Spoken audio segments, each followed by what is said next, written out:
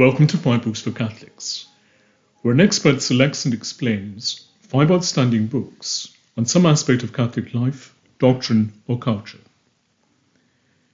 Charles Dickens lived from 1812 to 1870. He is one of the best-loved novelists in the English language, and arguably the greatest. Like Shakespeare, he created a host of memorable characters from all stations of life, entertained a wide public, and was equally adept as a writer of both tragedy and comedy. Whereas Shakespeare exploits his gifts as a poet and actor in his plays, Dickens in his novels deployed his extensive skills and experience as a journalist, often to highlight the plight of the poor and the injustices wrought by the Industrial Revolution, malfunctioning institutions, and widespread indifference. This led Dostoevsky to call him the Great Christian. In this interview, Professor Dwight Lindley discusses some of the best Dickens novels and studies on them.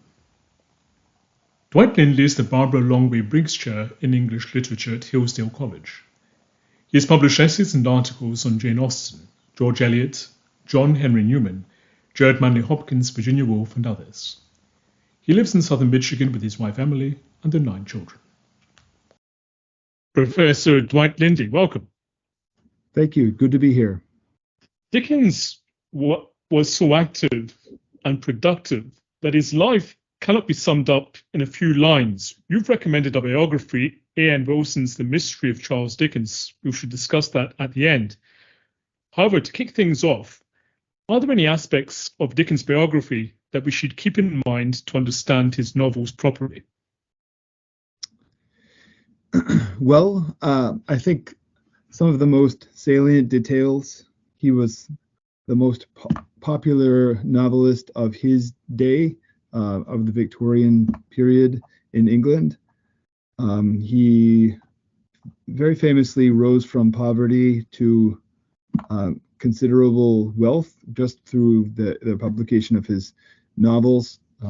He was very successful beginning in his mid-20s and on until his death. By the time he died, he was one of the most famous people in England, and would go all over the country, also in America as well, giving public readings of his works, and just brought thousands of people would come to see him. So he had certainly a lot of popularity and a lot of power in his stories and in his characters. So I think that alone, should lead us to ask, what does he have going on there that we can discuss, that can illuminate our understanding of things. And while most literary critics acclaim Dickens, there have been periods when many have dismissed him as a lowbrow writer.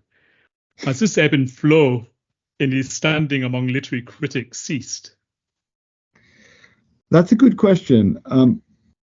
I think his star has risen some over the course of the 20th century. Let me put it this way. I think that he's not the most intellectual of the novelists of the 19th century, even during his own time. George Eliot, for example, was better educated and a more philosophical writer in general, and so more beloved of theoretical readers of English novels. Dickens is an everyman's novelist and not an intellectual in the sense that George Eliot was. And so for that reason, he didn't necessarily open all of the normal theoretical doors for his readers that literary critics are interested in going through. But I think that gradually the different kind of intelligence that he has has been better appreciated. I wouldn't say his star has completely risen and that he's massively popular now. I think there are other reasons we can go into later from his life why he's actually, still why he still bothers, some readers. But I don't think people hold his relative lack of education against him as they used to. And Dickens was an Anglican and professed Christianity. He wrote a private manuscript, The Life of the Lord, that he read to his children to instruct them about Jesus. His writings are informed by Christ's command to care for the poor. And he practiced what he preached. He supported his own needy relatives. He worked hard to promote charitable organizations and social causes. However, it's not entirely clear how orthodox his beliefs were. During the 1840s, he was interested in Unitarianism, and along with the rise of liberal Protestantism, he tended to reduce Christianity to morality. His Christmas stories are moralistic rather than mystagogical. His Christianity was somewhat secularist, naturalist, or as some might say, just Victorian. In that case, why should Catholics read Dickens? No, it's a very good question. I think the story you just gave is the typical story of his religious beliefs, and I think it is certainly helpful and true up to a point. But I think that the context, a slightly broader context, will help. His version of Christianity really defines itself against what I would call a kind of Calvinistic leaning evangelicalism that we might associate with the great religious revivals of the late 18th and early 19th centuries. In America, they were called, the Great Awakenings. And there were versions of them in the UK as well. This kind of evangelicalism really emphasized the development of faith and to the exclusion of works. And Dickens felt very strongly the need to have a faith that was worked out actively in love, and in taking care of the people who are actually in your life, and that in that lived reality, if you want, almost he had a sort of sacramental desire. In that lived reality of working out your faith, he thought that's where we most deeply encounter God and live the life of Christ. So what I would say is, in his context, he was actually trying to complete the practice of faith that in around him that he found wanting. And I think there are some things that we do not find in his writings that we would want of religion. But I think actually, in my experience, Catholic readers oftentimes find him more congenial than faith alone, sola fide, Protestants do, because he dramatizes these encounters with Christ in the least of these encounters with God in service to the poor. And I could say more of that when I'm addressing individual books, but that's one thought. Dickens produced a long list of classics. Have you followed any criteria in selecting the ones included in the list? Yes, the books I've selected for the list are some of them are by common consent, some of the greatest of his novels. I mean, David Copperfield, many have said, is the greatest Dickens novel. It's the one that he liked the best also. Bleak House is, I think, a runner-up for the greatest Dickens novel, and so is A Tale of Two Cities, commonly assigned partially because it's shorter than those first two big ones. Little Dorrit I listed because even though it gets less attention, just because I think it's actually very very apropos for our own day in a number of ways we can discuss when we get there. And then on my second list, I have Hard Times, which is also frequently assigned. So I think the books that I chose of Dickens are a combination of my favorites and the things that I think are most relevant for our day. Combination of that plus books that are held in high opinion in general. They also happen to be the novels that Dickens published between 1849 and 1859. Was that yes. just casual or? Well, so I will admit I have a preference for the works of the second half of his career. He was writing novels from 1837 until his death in 1870. He left his last work unfinished. The ones, as you say, that I have chosen are right there from the middle 10 years of his writing career. And I think they are the works of his maturity. There are certain elements in his earlier novels, such as Pickwick Papers from 1837, and Dombey and Son from 1848. I think novels like this, there are things going on in those earlier novels that I think are wonderful, but I don't think they're quite as mature as novels, as fully integrated plots, where the characters are fully realized and integrated into the whole, if that makes sense. And do you have a favorite Dickens novel? I think my favorite probably has to be David Copperfield. Well, that brings us right into David Copperfield, which is first on your list. As you mentioned, of all his novels, this was Dickens' favorite. Was this because it's the most autobiographical of his works? I think it must be in part that. It's it's a sort of distant mirror of his own life. He calls it in the preface, "My favorite child." So every author who writes a book has a kind of parental relation to that book in a certain sense. It's gestated and born and all of this.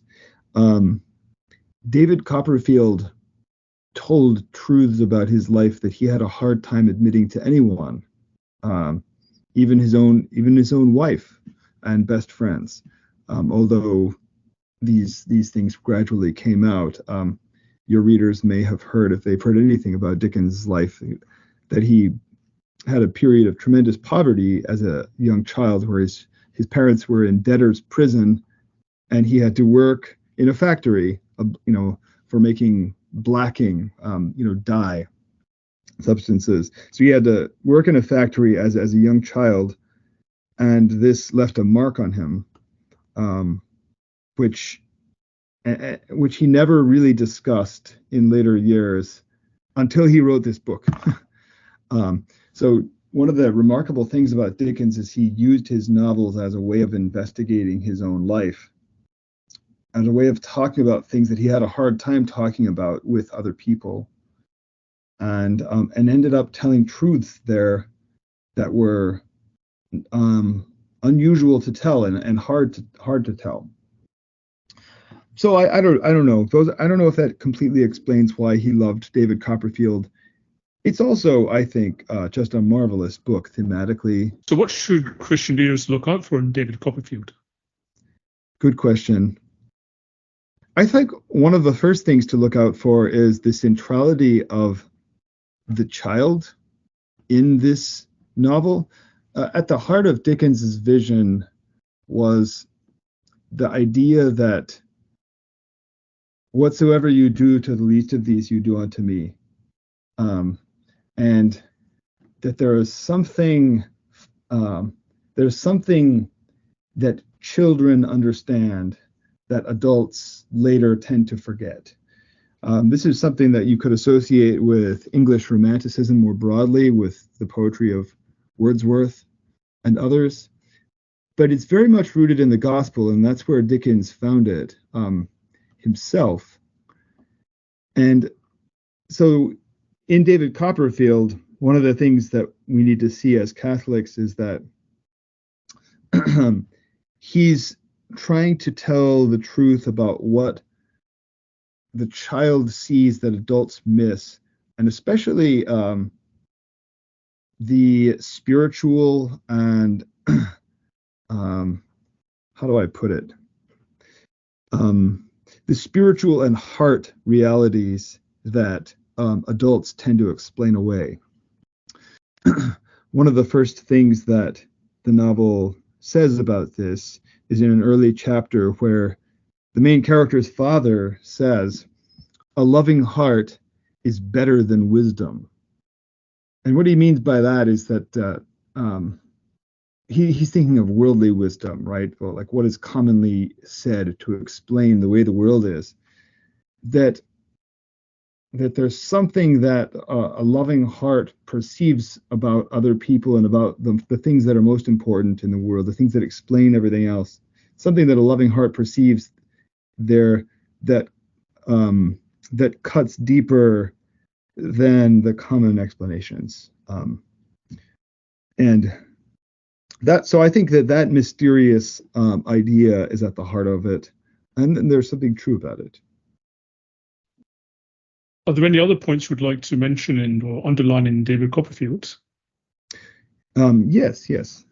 A couple of more points. One, and this is also, I think, finally a theological point that Dickens makes in his own more intuitive way, because he was not a theologian and not even very well educated religiously. And yet he was a reader of his Bible and had his fingers on certain really essential points that became very important to him. And one of them comes out in a character in David Copperfield named Mr. Dick, who is also a kind of coded reference to Dickens himself, right? Dickens. So this fellow, Mr. Dick, is a man who's undergone serious trauma in his life, and it's damaged his mind in some ways. He's left as a sort of adult child, and so he's kind of a fool character, like you might see in Shakespeare or Dostoevsky, and yet he sees deeper than a lot of the serious adults around him. He says of himself at one point that Dick's nobody. He says, "I'm a nobody," and that's a really important point for Dickens, because he thinks that nobodies tend to see things that somebodies don't. The heart of this is Christ's kenosis, Christ's self-emptying of himself in the incarnation, where he became nothing in order to give us something. Dickens saw that and thought that's at the heart of things. There's a kind of self-emptying that needs to happen in order for us to see the truth about the world, but also to give ourselves in love and image God most fully. So this character, Mr. Dick, and other characters in the novel who become nobodies end up having also this kind of childlike insight into the nature of things.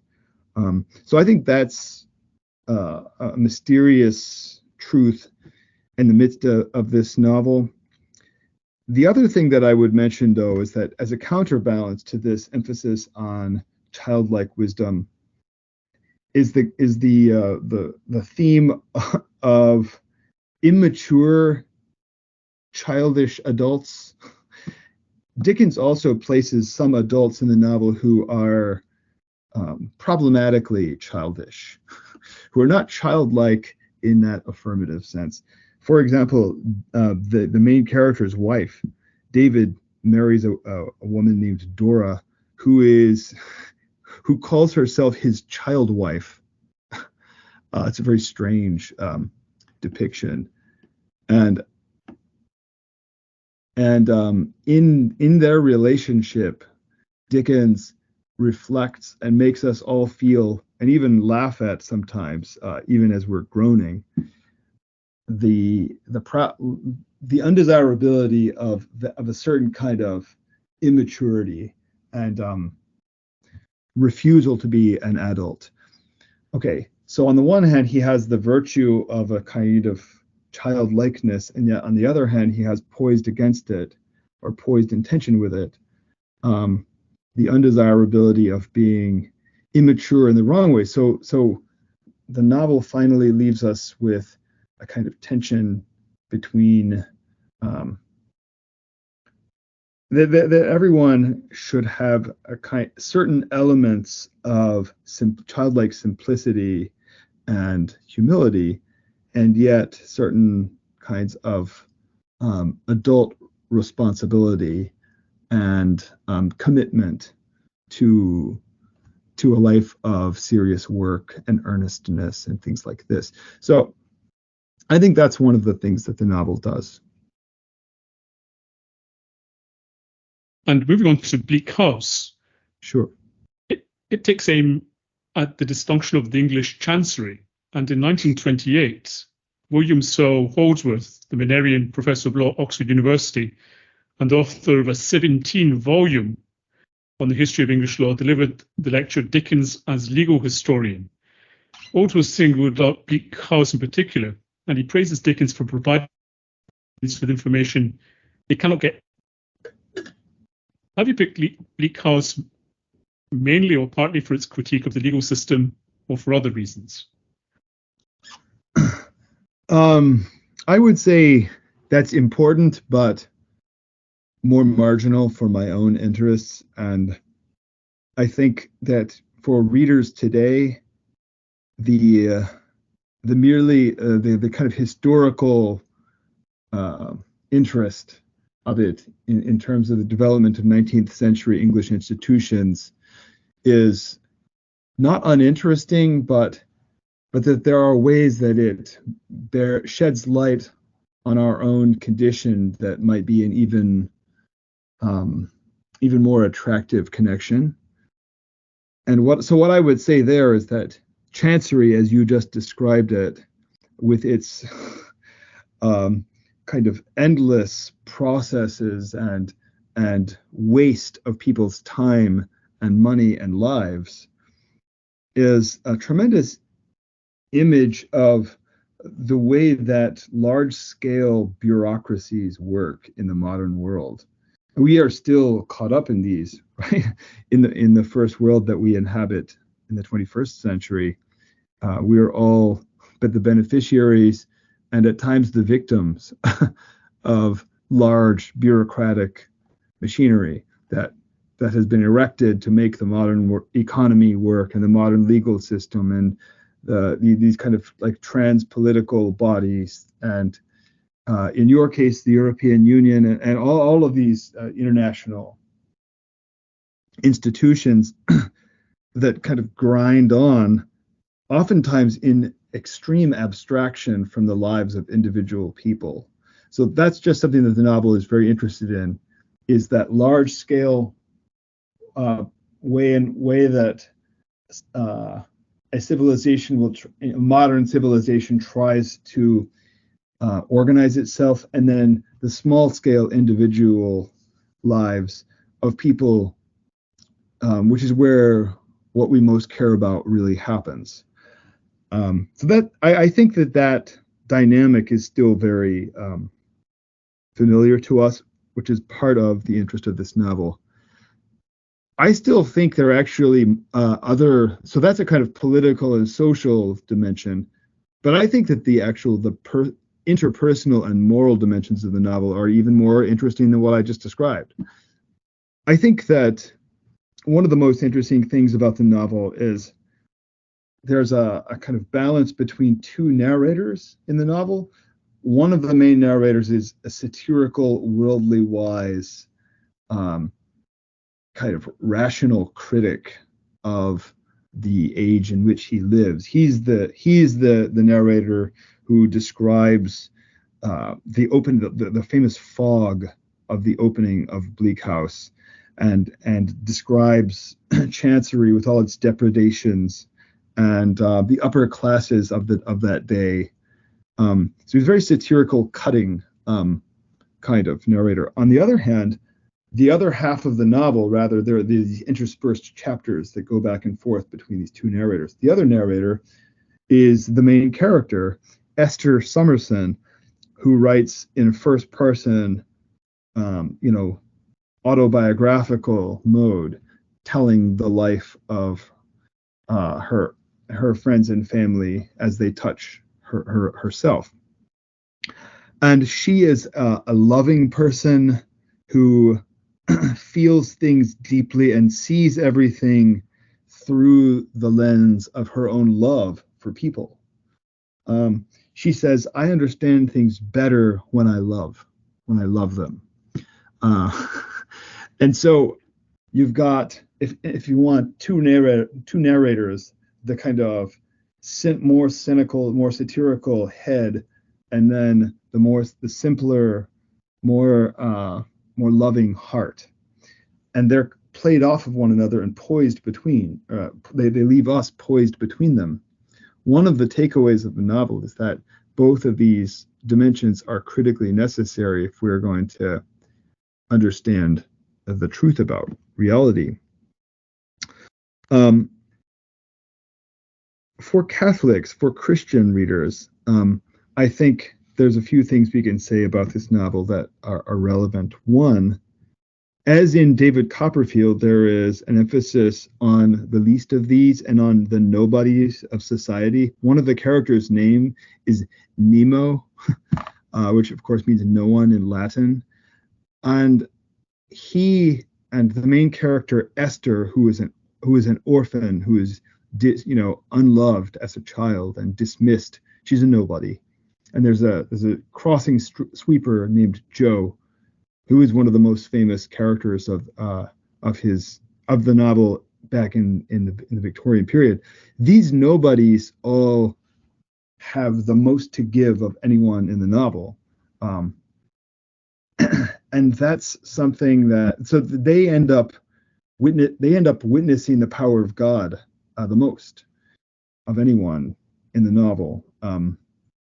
And there are a number of places in the novel where through the work of these suffering servants that you have in the novel, the doors are opened to heaven. There's a few scenes where someone is dying, and one of these people will show the person how to pray and kind of open the doors to heaven. The gospel is at the center of the novel, in both in that way as it's preached through the words and lives of some of the characters, but then also in a negative way, in a satirical way, as it is kind of travestied by by a couple of preachers in the novel. There's a fellow named Mr. Chadband, who is this comical depiction of a certain kind of evangelical preacher who is all talk and no life. He has no actual lived love to give that will embody the gospel. And so Dickens's narrator says, very ironically at a certain point, right, that Chadband and people like him bring this orphan child Joe. They say the words to him of the gospel, and yet they don't bring him to Christ with their lives. So those are some themes that I think are relevant. One last thing I would mention is the centrality of forgiveness to the plot. the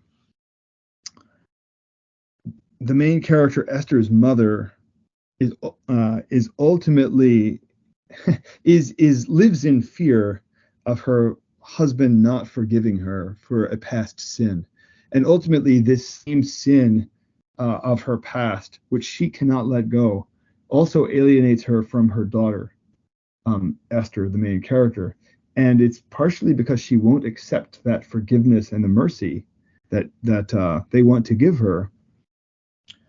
So there's a kind of dynamic at the heart of it, that there's a pride that will withhold forgiveness, and then there's a pride that will actually not receive forgiveness, and which maybe we would, be more likely to overlook. So those are some of the dynamics, I think, that are important. Thank you for listening. To read or listen to the rest of this interview and gain full access to our archive, visit 5booksforcatholics.com and become a premium subscriber. If you've enjoyed this episode, please subscribe to the podcast and give it a top rating on the platform of your choice. That way more people can discover it. You can also support the podcast and help us produce more interviews like this one by making a one-off donation via the link given in the show notes. As little as $1, £1, or €1 can help and will be greatly appreciated. Thank you once again, and God bless.